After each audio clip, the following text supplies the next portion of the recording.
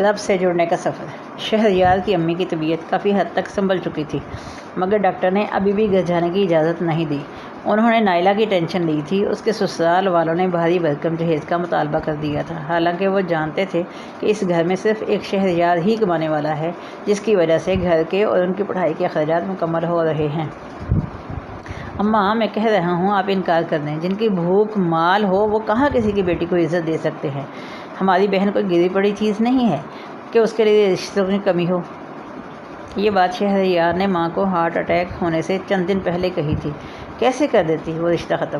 اتنی مشکل سے تو پڑھا لکھا گھرانہ ملا تھا، مگر اب ان کی ڈیمانڈز اس غریب ماں کی پریشانی میں مزید اضافہ کر رہی تھیں۔ انکار کر دیا تو اس عمر میں اور کہاں سے رشتہ ڈھونڈتی پھروں گی؟ کاش نائلہ کے ابو زندہ ہوتے تو یہ حالات دیکھنے نہ پڑتے۔ نائلہ کتنی خوش ہے، مگر اسے اگر بتا دیا تو اس معصوم کے سارے ارمان ٹوٹ جائیں گے۔ کتنے ہی خیالات تھے جنہوں نے چند دنوں میں اس کی ماں کے بال سفید کر دیے تھے، چہرے کی جھریاں بڑھا دی تھیں۔ کاش کہ لوگ ایسے مطالبہ کرتے ہوئے اپنی بچیوں کو ان کی جگہ رکھ کر بھی سوچ لیتے۔ صرف دکھاوا، نمائش کے لیے کہ بہو اتنا سامان لائی ہے، اس ہوس نے پیار بھرے رشتے کاٹ ڈالے تھے، دلوں میں دراڑیں ڈال دی تھیں۔ نئے رشتے بنانے سے پہلے ہی توڑ دیے جاتے تھے۔ یہ رشتہ بھی بننے سے پہلے ہی ٹوٹ گیا تھا۔ یہ خبر ان کے لیے بہت بھاری تھی۔ نائلہ اس دن خاموشی سے کام کرتی رہی۔ ماں بیٹی کی آنکھوں کی سوجن، سرخ ناک سے چہرے پر لکھا دکھ سہ نہیں پا رہی تھی۔ اکلوٹی بیٹی تھی، یہ رشتہ اسے بھی پسند تھا۔ امی، آپ پریشان نہ ہو، شاید زکام ہو گیا ہے۔ امی، اللہ کی حکمت ہوگی، ان سے بہتر لوگ مل جائیں گے۔ سارا دن مختلف جملوں سے وہ اپنی ماں کو تسلیاں دیتی رہی، مگر ماں تو ماں ہوتی ہے، اولاد کا درد کہاں برداشت کر سکتی ہے؟ اور اچانک اسی رات ہارٹ اٹیک ہو گیا۔ اچھا ہوتا اگر تم پیدا ہونے سے پہلے ہی مر جاتی، کم از کم ہماری ناک تو نہ کٹواتی۔ کیا جواب دوں گی تمہارے باپ اور بھائیوں کو کہ اکلوتی بیٹی کے یہ کرتوت ہیں؟ مسز ریان فاطمہ کو کوستے ہوئے کہہ رہی تھی۔ سفیان نے فاطمہ کی تصویریں مختلف لڑکوں کے ساتھ قابل اعتراض حالت میں ایڈٹ کر کے فاطمہ کے والدین اور دونوں بھائیوں کی فیس بک اکاؤنٹ پر بھیج دی تھیں۔ وہ ایڈیٹنگ بہت مہارت سے کی گئی تھی، بالکل اصل لگ رہی تھی۔ نہایت ہی بیہودہ اور قابل اعتراض پوز دکھائے گئے تھے۔ مسز ریان نے سفیان کے ساتھ ریلیشن شپ پر پہلے ہی خوب ڈانٹا تھا، مگر اب اس طرح کے حالات، یہ بات ان کی پوری فیملی کے سر پر پہاڑ کی طرح گری تھی۔ مما، پلیز میرا یقین کریں، میں نے اسے چھوڑ دیا تھا، اس لیے وہ مجھ سے دشمنی نکال رہا ہے۔ یہ تصویریں اصلی نہیں ہیں۔ فاطمہ مسز ریان کے گھٹنے پکڑ کر فرش پر بیٹھی روتے ہوئے منت کر رہی تھی۔ ماں، میں کیسے یقین کر لوں فاطمہ؟ اس دن اپنی آنکھوں سے وہ گفٹس دیکھے تھے میں نے تمہیں اسی لیے تو اتنی آزادی نہیں دی تھی کہ تم یہ کام کرتی پھرو۔ مما، مجھ سے غلطی ہوئی، میں نے اس سے دوستی کی، پلیز مجھے معاف کر دیں۔ مجھے تو تمہارے بابا کی فکر ہو رہی ہے۔ جیتے جی مار ڈالا تم نے فاطمہ، اپنے نام کا ہی کچھ پاس رکھا ہوتا۔ ماما، وہ سب جھوٹ ہے، میرا یقین کریں، میں نے تو کبھی ان لڑکوں کو دیکھا بھی نہیں۔ وہ سسکیوں سے رونے لگی۔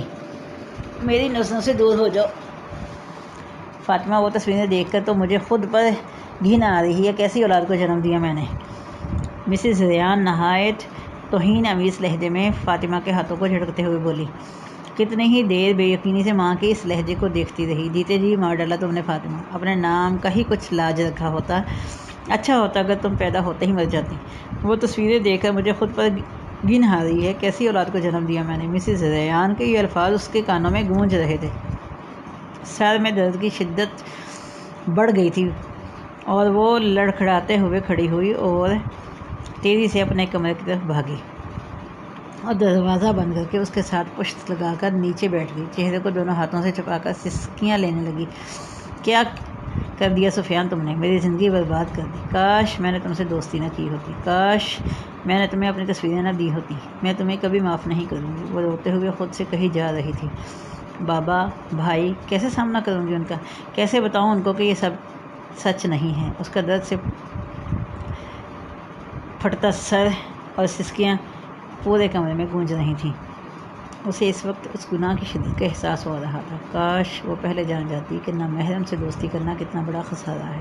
اس کا دل کر رہا تھا کہ چیخ چیخ کر ہر لڑکی کو بتائے کہ وہ اتنی حقیر نہیں ہے کہ ایک نامحرم سے تعریف کی خاطر اسے اپنی تصویریں دے یا اس سے مل کر اپنی عزت کا جنازہ نکلوائے۔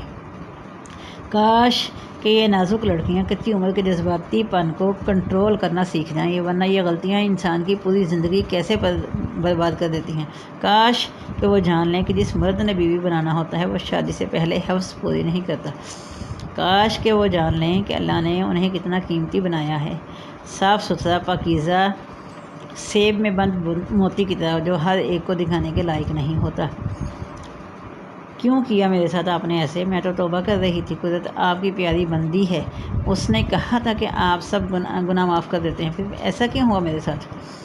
فاطمہ شدید جذبات میں چھت کی طرف دیکھتے ہوئے کہہ رہی تھی، گویا گھٹی گھٹی آواز میں چیخ کر اپنے مالک سے شکوہ کر رہی ہو۔ ایک غلام مالک سے سوال کر رہا تھا، آنکھوں سے سیلاب رواں تھے، حلق جیسے بند ہو رہا تھا، آنکھوں میں شدید جلن ہو رہی تھی۔ تم کیسے اتنا صبر کر لیتی ہو؟ مجھے اللہ تھامتے ہیں، مجھے کبھی بھی تمہاری باتوں کی سمجھ نہیں آئی قدرت۔ اچھا چلو میں تمہیں دکھاتی ہوں۔ اس کے ذہن میں اچانک اس دن کا سارا سین گھوم گیا جب وہ اپنی کلاس فیلوز کے کمنٹس کی وجہ سے شدید غصے میں قدرت کے پاس گئی تھی۔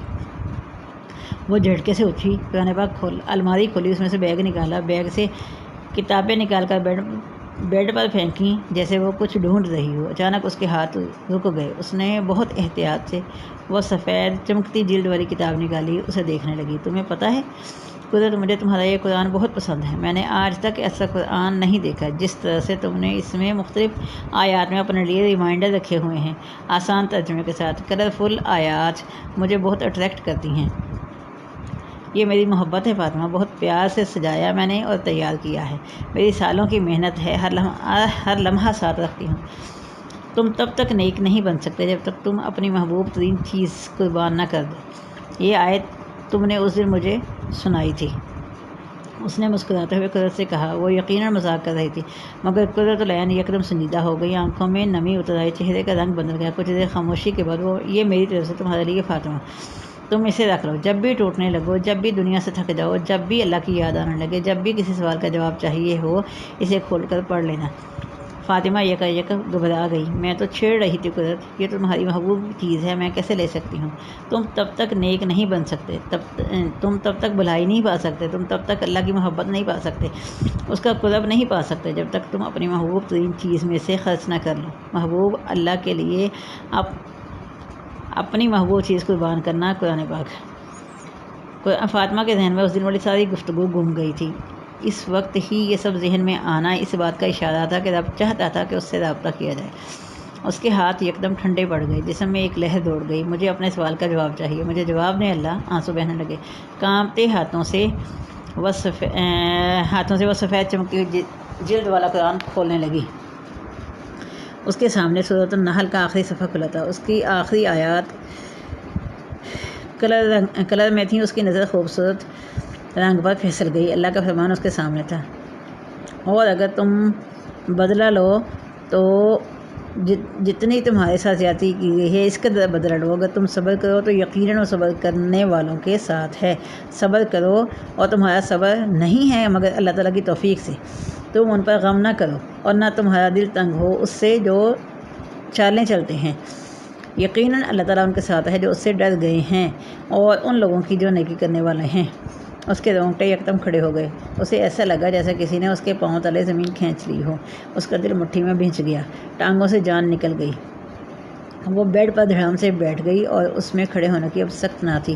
وہ بار بار سورۃ النحل کی یہ آیات پڑھتی جا رہی تھی۔ آنسو جو تھوڑی دیر پہلے تھمے تھے پھر ابل کر باہر آنا شروع ہو گئے۔ وہ آنسو جو اس کے دل کو دھو رہے تھے، وہ آنسو اس پاک کلام کے کاغذ بھگونے لگے۔ اسے اس کا خیال ہی نہ رہا۔ اب مجھے جواب دے رہے ہیں اللہ؟ اس نے ان الفاظ پر ہاتھ پھیرتے ہوئے کہا۔ یہ دوسری بار تھا، اسے عرش والے کی طرف سے تھاما گیا تھا۔ کیسے ہو سکتا تھا کہ بندہ مالک سے گڑ گڑا کر جواب مانگے؟ وہ اسے سمجھائے نہ، دنیا بھلے سے نہ سمجھتی ہو، مگر یہ عابد اور معبود کا رشتہ جب قائم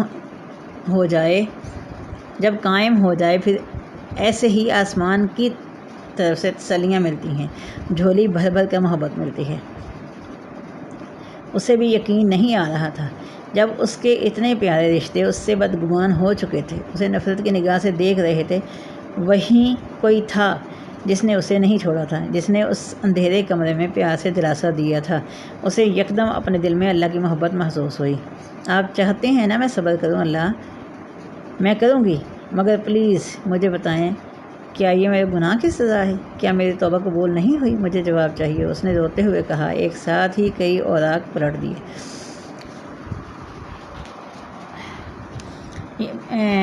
پہلی مختلف اقوام کے قصے تھے، اسے اپنے لیے کچھ سمجھ نہ آیا، مزید ورقے الٹے، وہاں کوئی آیت کلٹ میں موجود نہ تھی۔ اللہ آپ کو پتہ ہے میں آپ کے قرآن سے جاہل ہوں، میں اس جہالت کا اعتراف کرتی ہوں، پلیز مجھے واضح سمجھا دیں، مجھے قدرت کی طرح آپ کی کتاب کا علم نہیں ہے۔ ندامت کے آنسو آنکھوں سے پھسل کر مصحف کے اوراق کو گیلا کر رہے تھے۔ ابھی وہ کہہ ہی رہی تھی کہ اچانک اس کی نظر مزید کچھ کلرڈ آیات پر جا ٹکی۔ اب تو گویا دل پھر سے دھڑکا۔ یہ سورۃ الفرقان تھی۔ مگر جس نے توبہ کی اور ایمان لایا اور نیک عمل کیے تو یہی لوگ ہیں جن کی برائیوں کو اللہ نیکیوں میں بدل دیتے ہیں، اور اللہ تعالیٰ ہمیشہ بے حد بخشنے و رحم والے ہیں۔ سورۃ الفرقان آیت نمبر 70۔ اس سے مزید برداشت نہ کیا گیا، اس نے جلدی سے قرآن پاک بیڈ کے کرم پر رکھا اور سنگ مرمر کے ٹھنڈے فرش پر سجدے میں گر گئی۔ کیا وہ رب واقعی اتنا قریب تھا کہ ادھر زبان سے لفظ نکلے، ادھر سامنے اس کے سوال کا جواب موجود تھا؟ اللہ اکبر!